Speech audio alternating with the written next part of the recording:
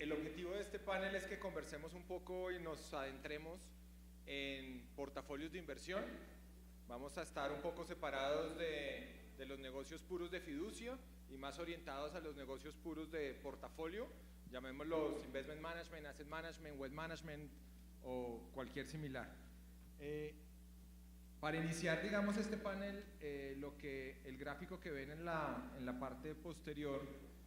lo que tiene es un número mal armado de cuál es la composición de los portafolios de un montón de managers que conocemos, y es el promedio simple.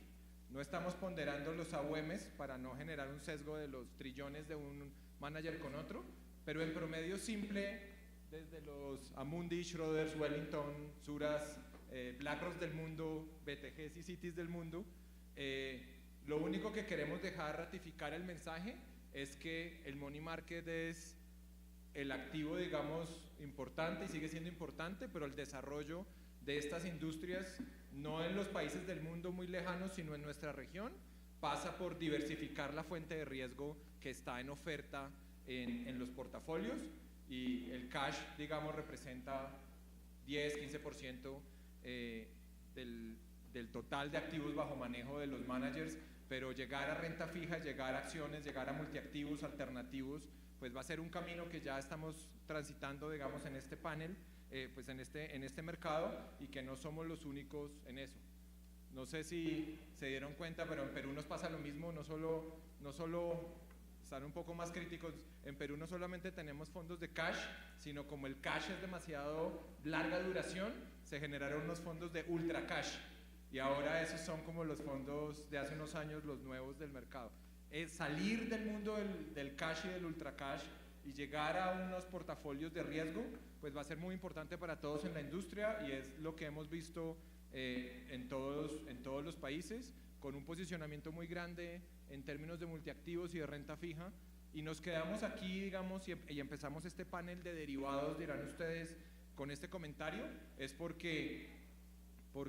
vemos a los derivados como un activo más para gestionar el riesgo de los portafolios.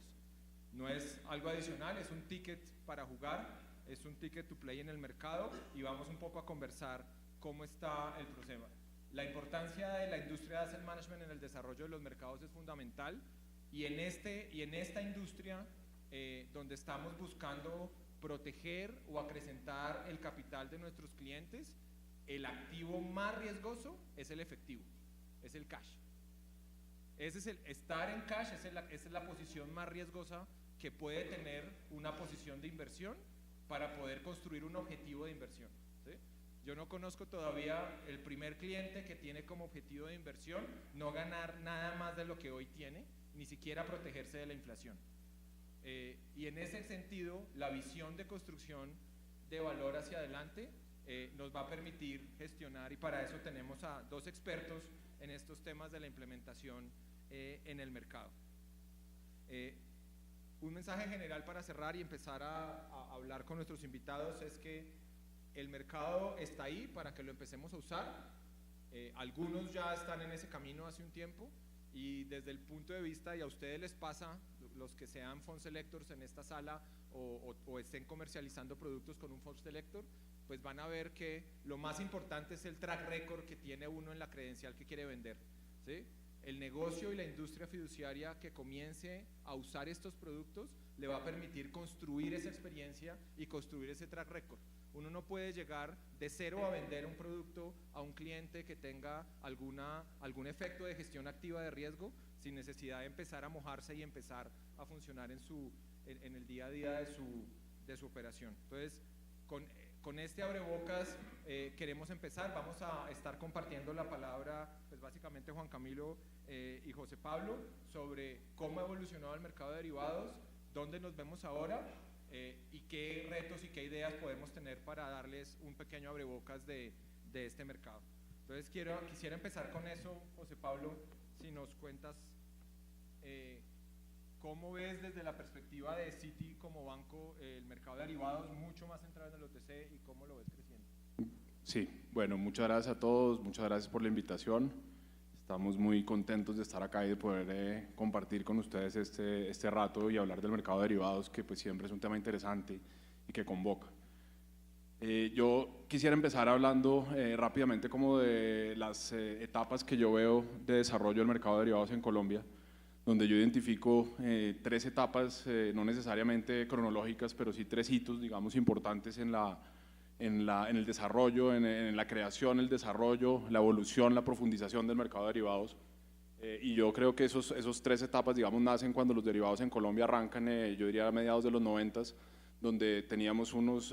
mercados o un mercado de forwards naciente, con volúmenes y concentrado en entidades locales. En ese momento también teníamos algo de opciones. Después, el segundo hito importante yo creo que es la llegada de jugadores y de contrapartes del exterior al mercado colombiano, que le da una profundización, le da un mayor nivel de volumen. Eso yo lo identifico que es en la mitad de los años 2000. Y el tercer hito es el desarrollo del mercado de derivados de tasa de interés. Iniciamos, digamos, con un mercado de tasa de tipo de cambio y después fuimos profundizando y encontramos desarrollo también en el mercado de tasa de interés. Ahí la entrada de la Cámara de Riesgo Central de Contraparte es fundamental en la medida que disminuye el riesgo crediticio,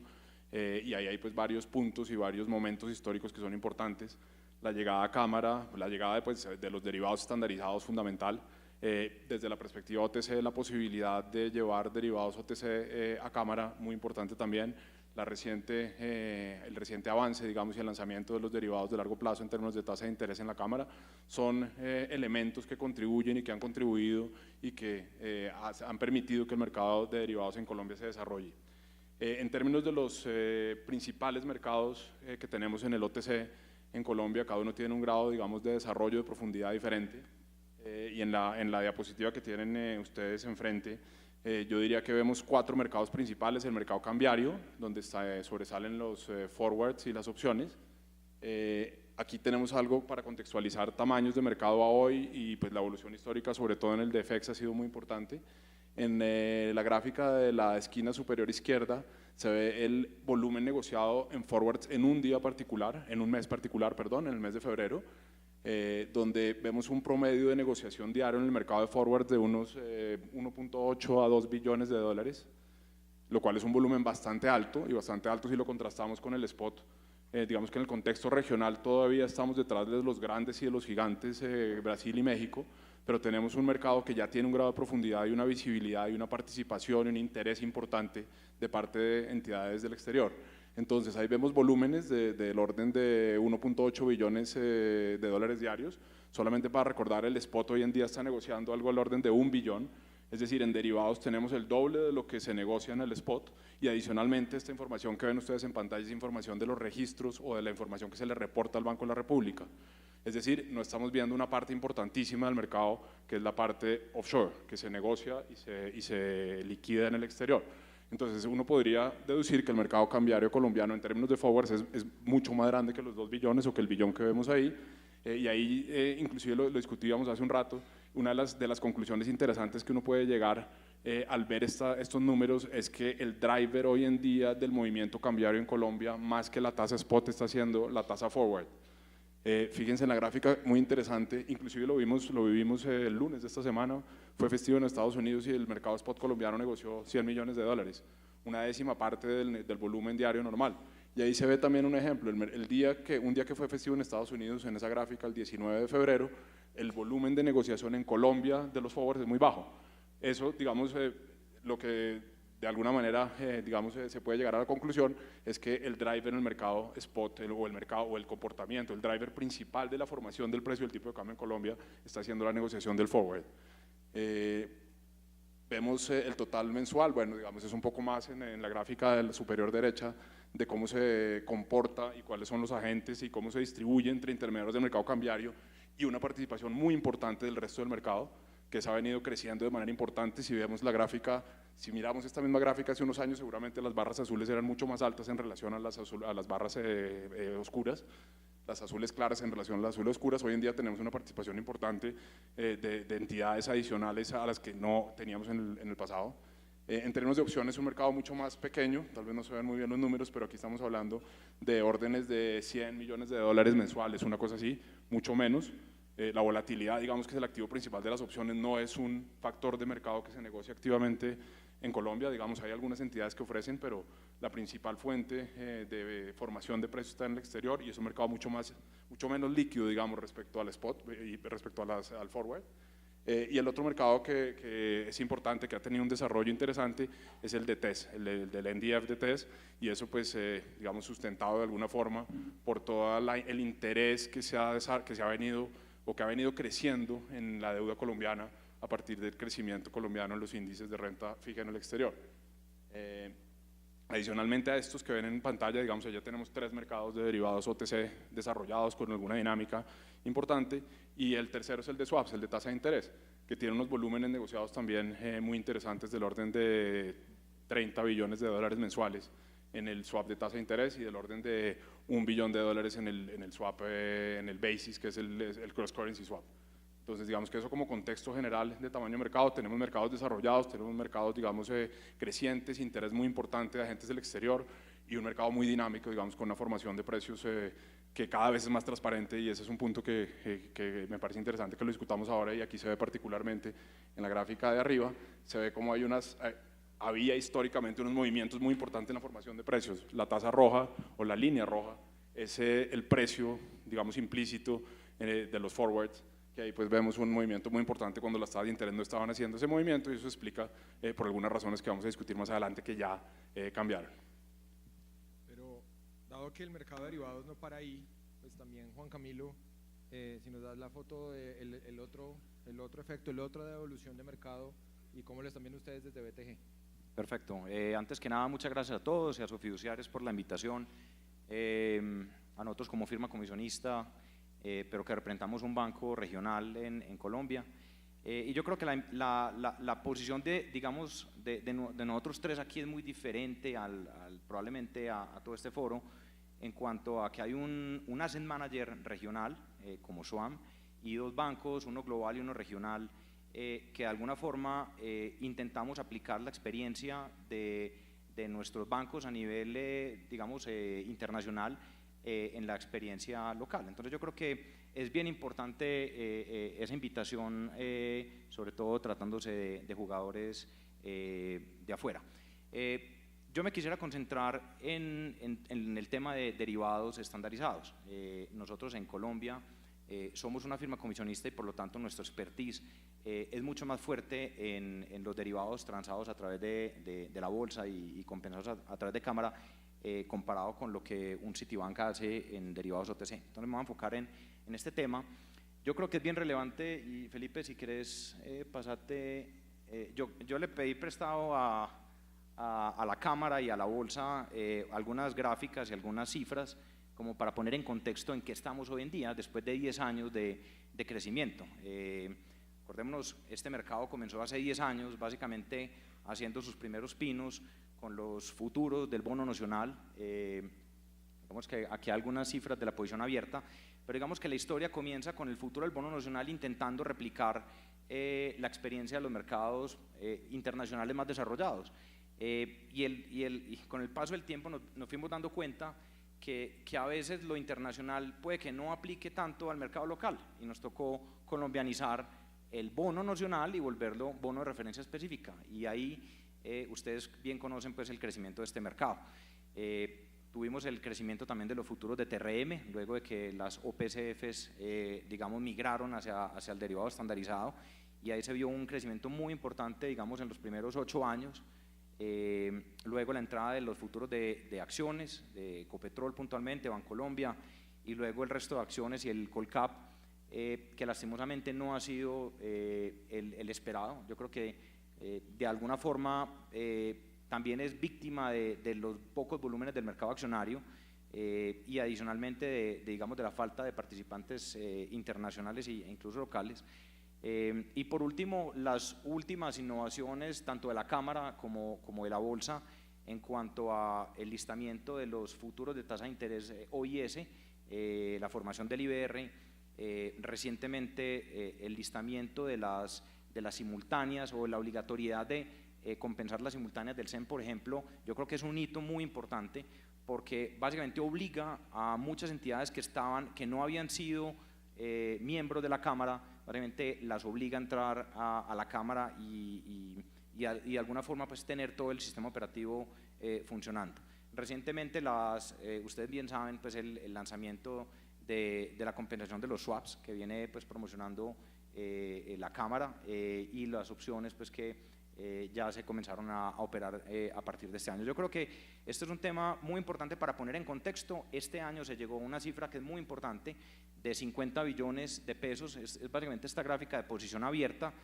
Obviamente si uno mira esta figura,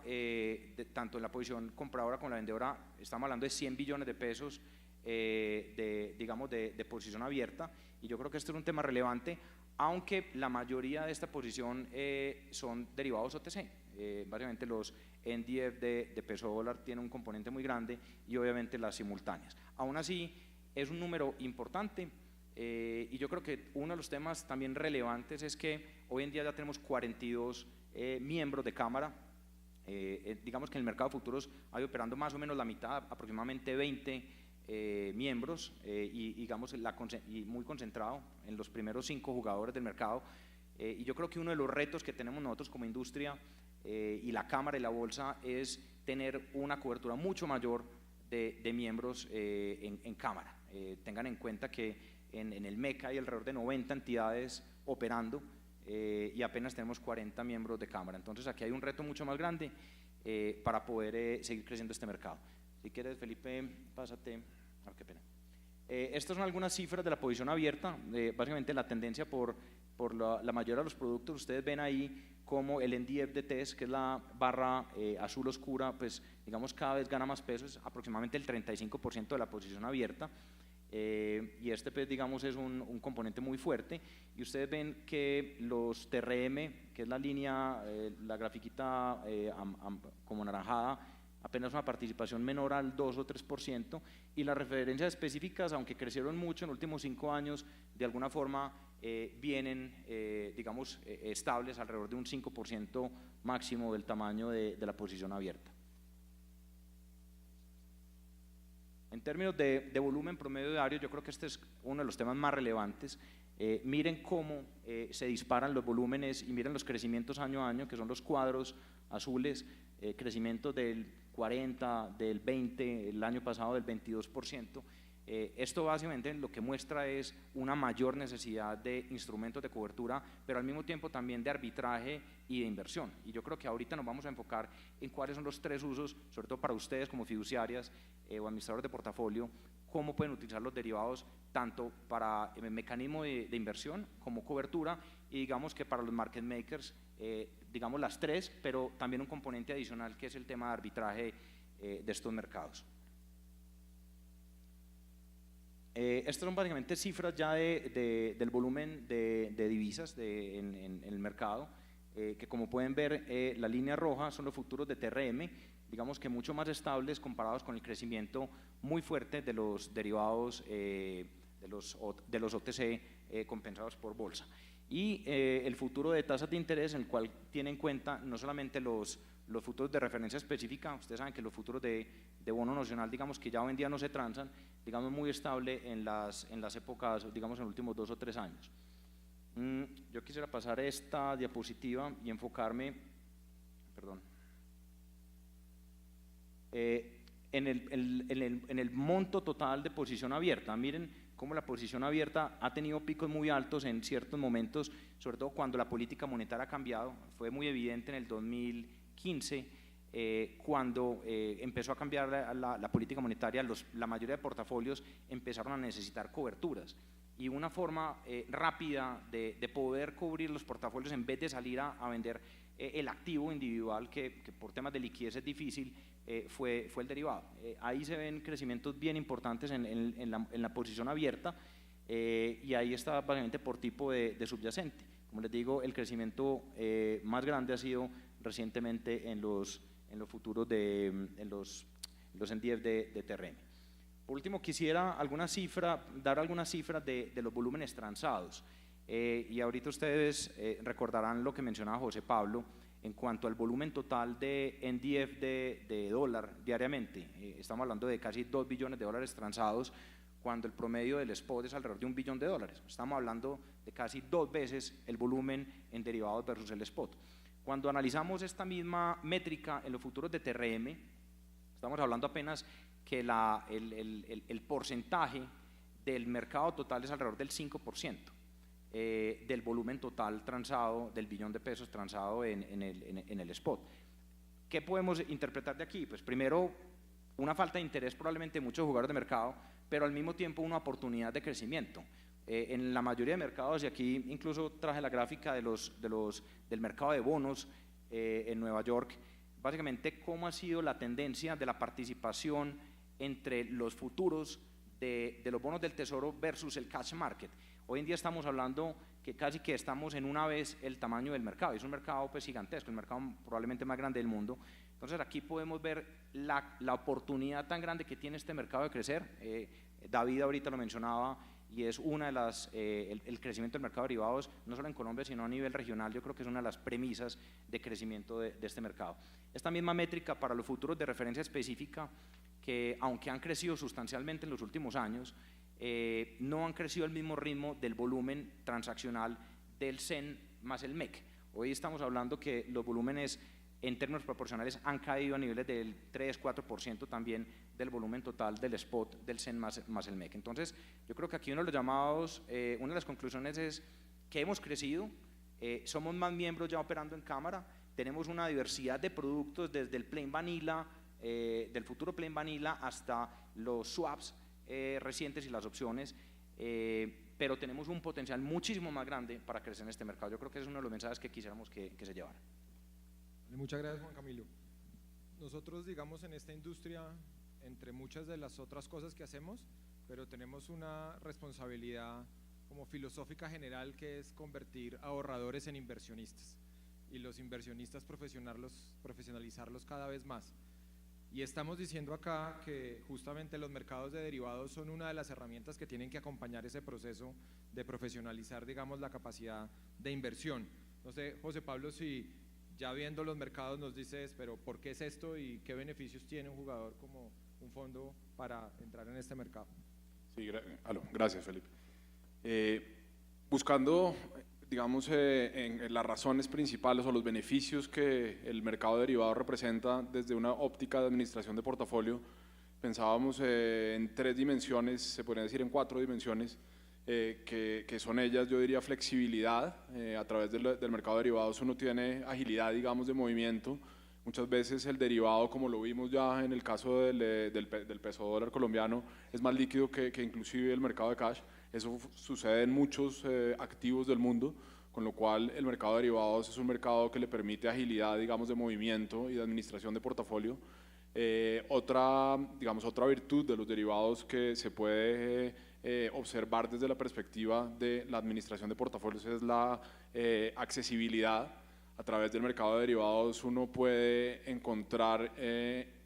inversiones, tomar posiciones en activos que de otra forma es muy complicado de tomar posiciones en ellos desde un ámbito local como el colombiano, como el nuestro.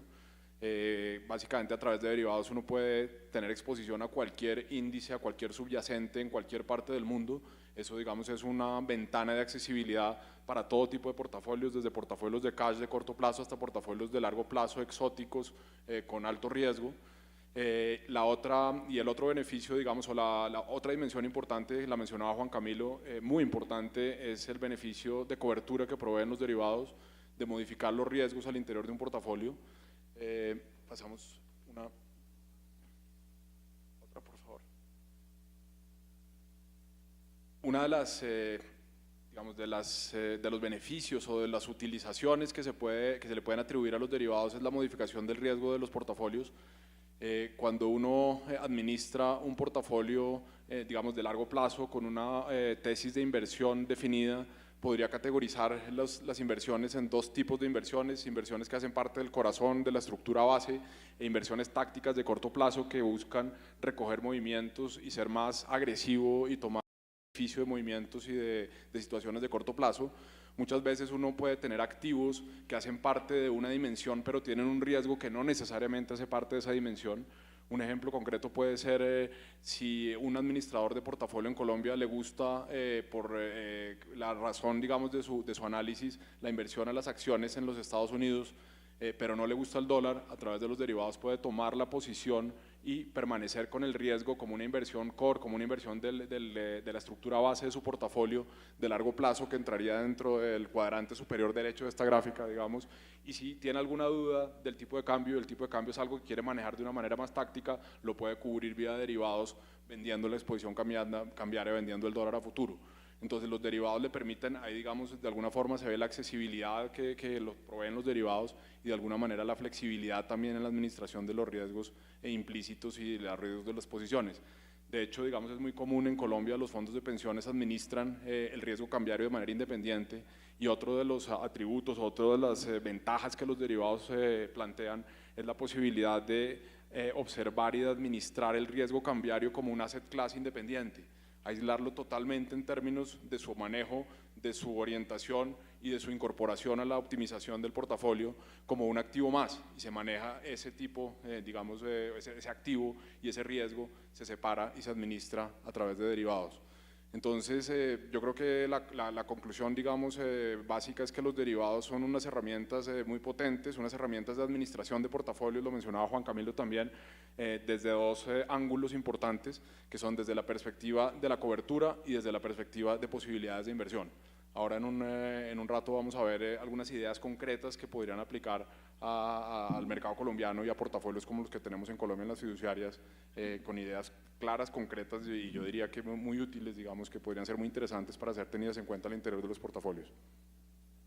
Yo adicionaría un poco al comentario de José Pablo, y es, digamos, a ver, ustedes lo ven todos en la industria, y es que aunque ha crecido mucho, el año pasado la industria de FIX creció alrededor del 30% y digamos que este año también viene creciendo a un buen ritmo, está muy concentrado en los fondos money market, digamos en el menor riesgo posible de la industria. Y al final del día hay una poca diferenciación cuando, digamos, la mayoría de fondos tienen las mismas calificaciones y digamos que hay una diferenciación pequeña en la calificación de riesgo de mercado. Entonces digamos que ahí a veces la diferenciación es pequeña, por lo tanto poder competir, la única forma de competir es a través de performance, y el performance, una parte se puede hacer con derivados,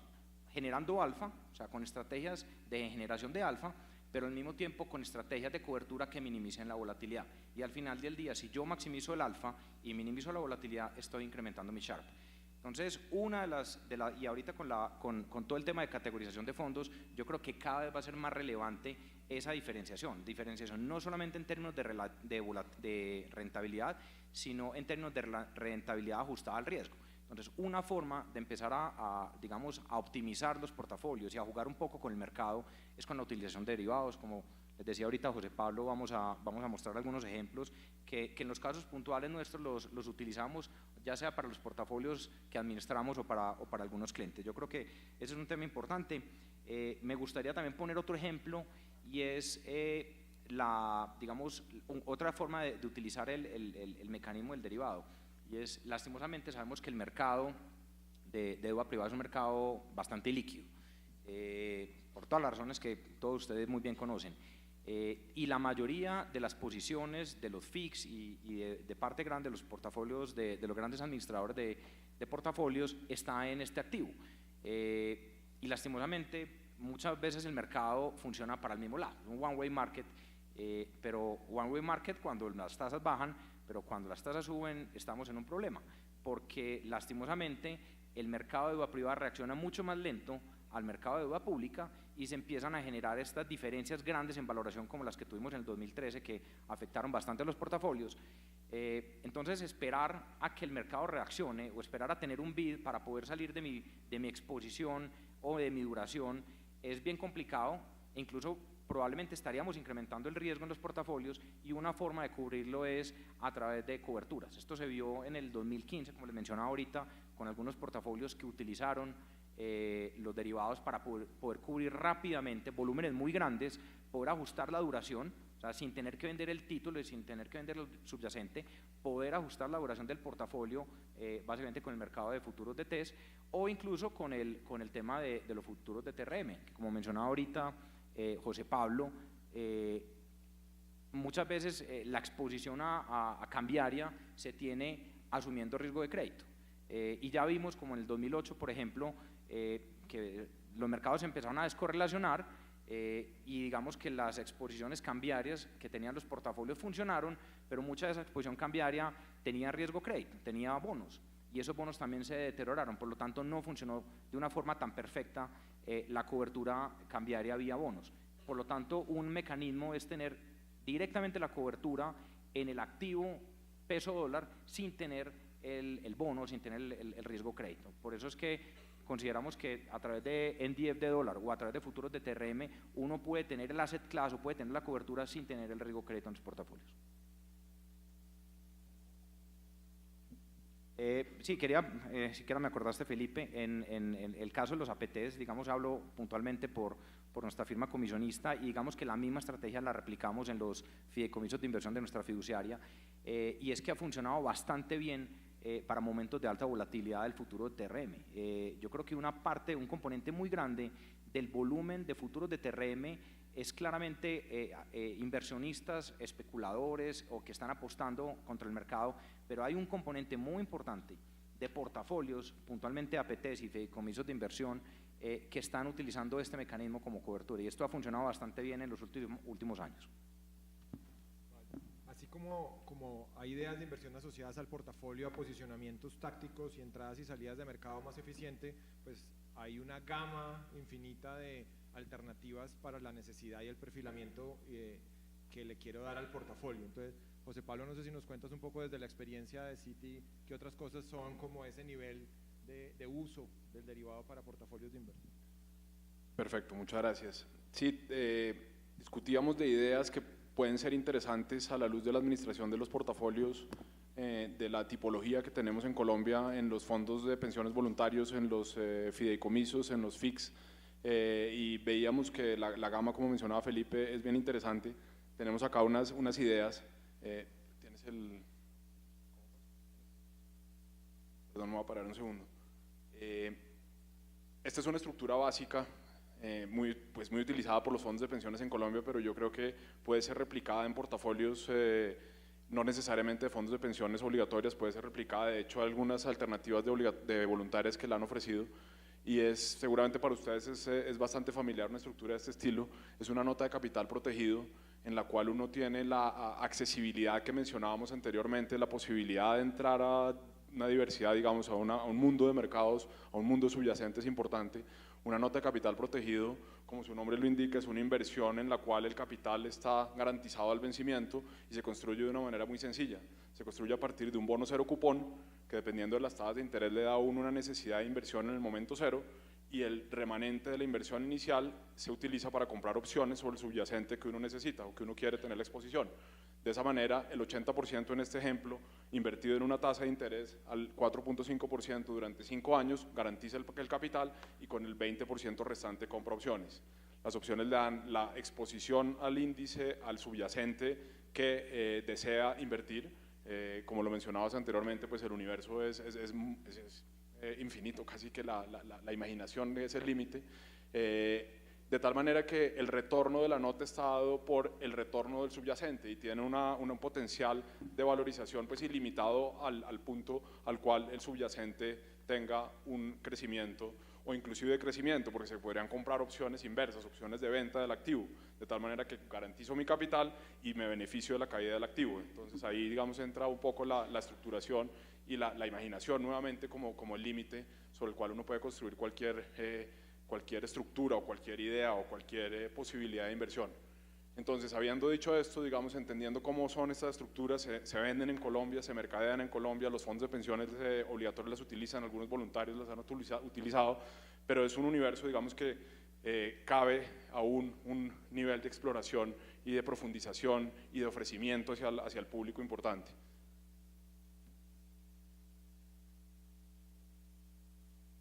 En ese orden de ideas me gustaría mencionar 4 ideas sencillas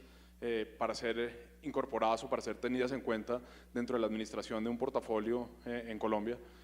La primera la hemos mencionado, los swaps.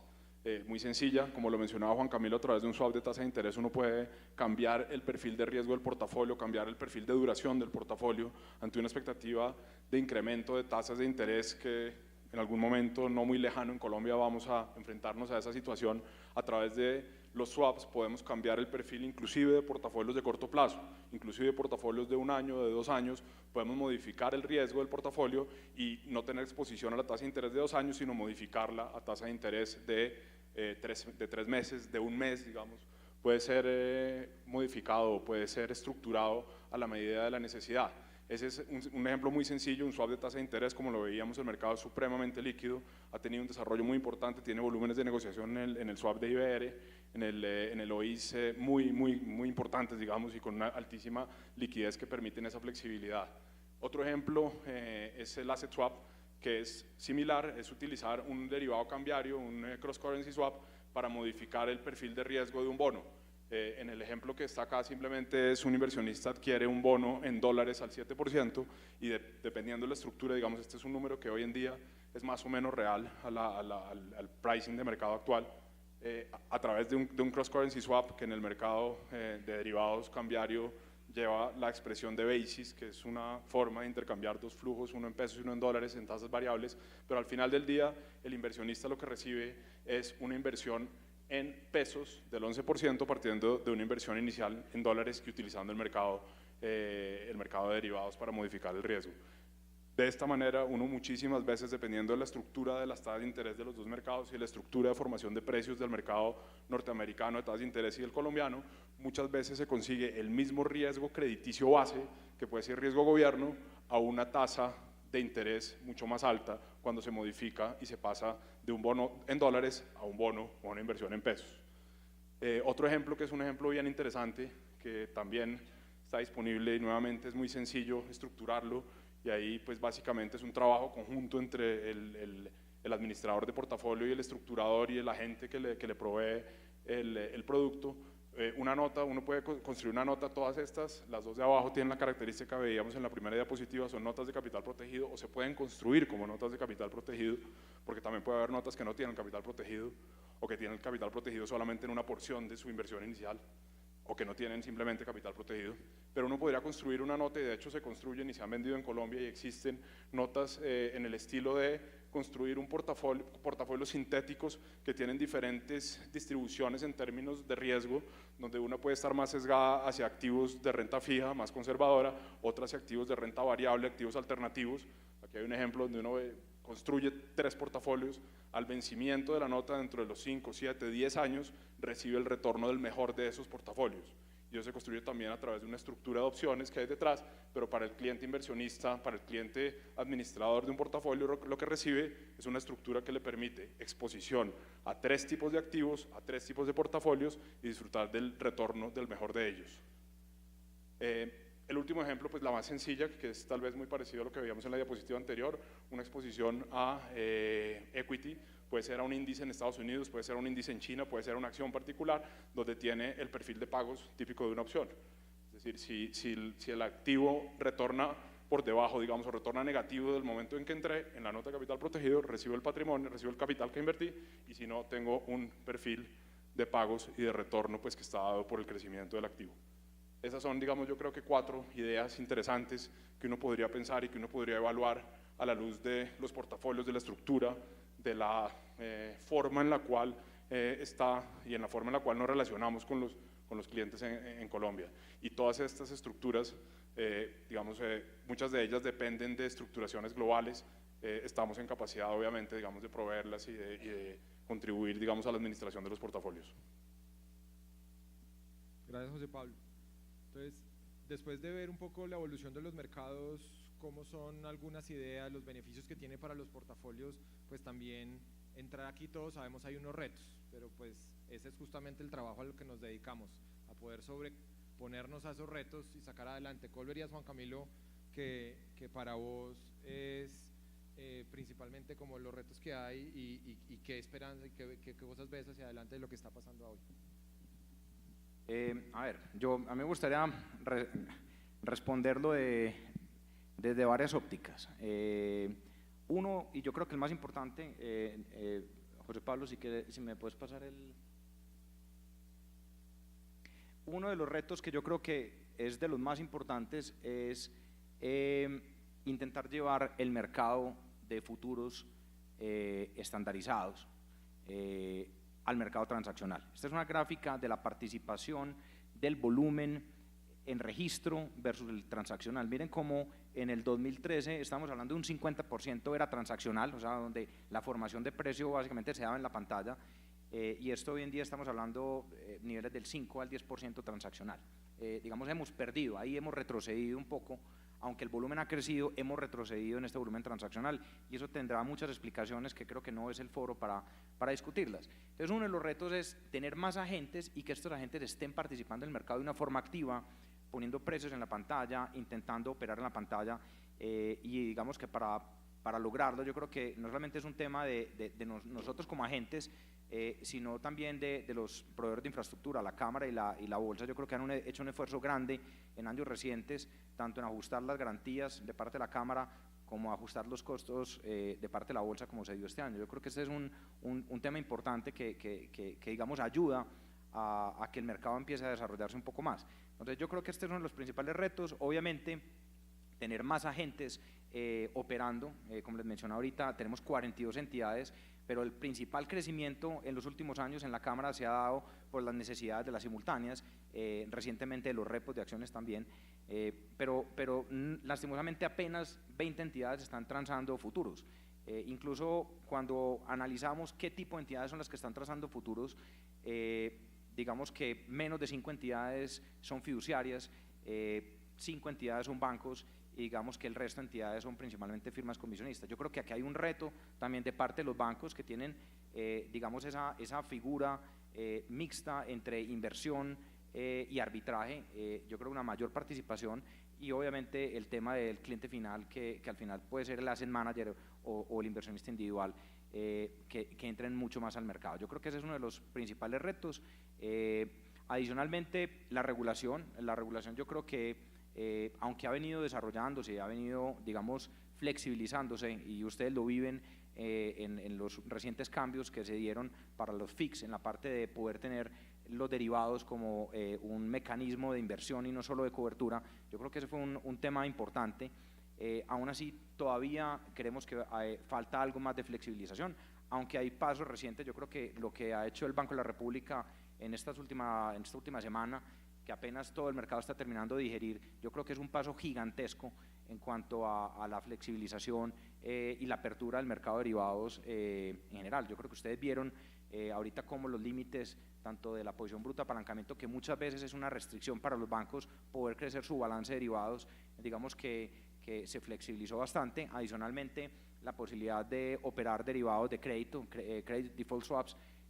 con agentes locales, tanto en pesos como en dólares. Yo creo que es un tema relevante y va encaminado en una dirección muy apropiada. Y al mismo tiempo, la participación de los inversionistas extranjeros, yo diría que es el tercer reto.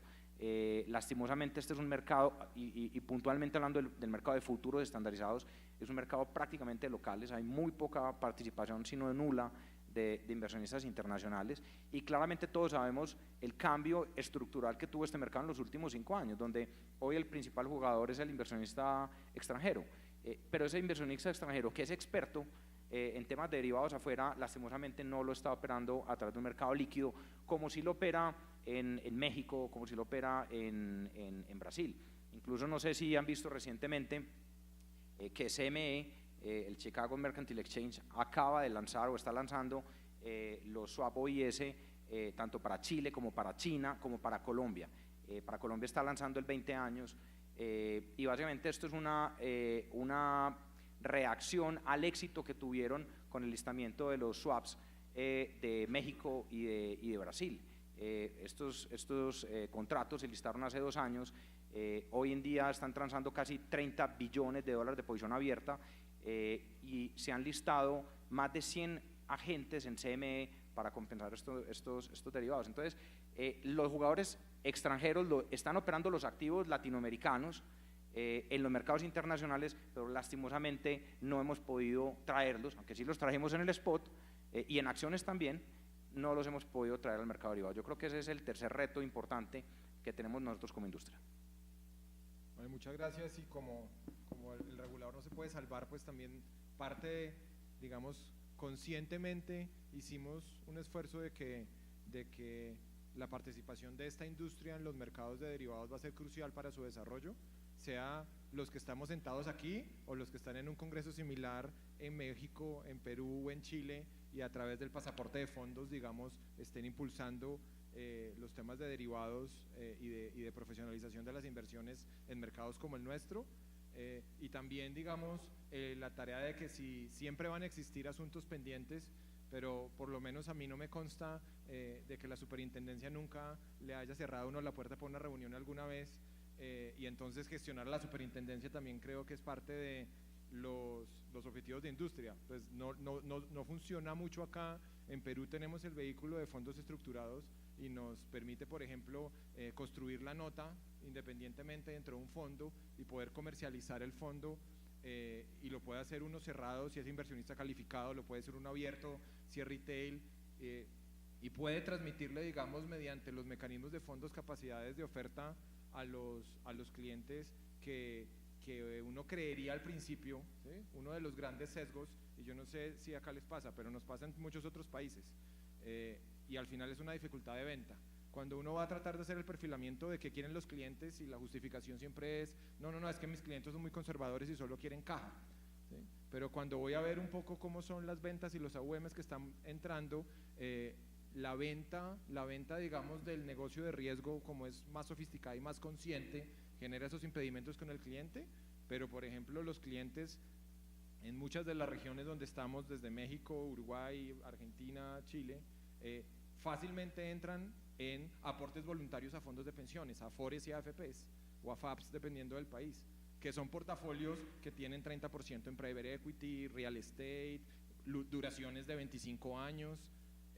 y efectivamente en su pensamiento no hay como una dicotomía en el proceso de poder saber el destino consciente de la inversión, pero realmente el potencial sí está ahí. Y cuando uno toca base con esfuerzos enfocados en las capacidades de distribución y de estructuración, y llegarles con un vehículo, digamos, que nos ha sido muy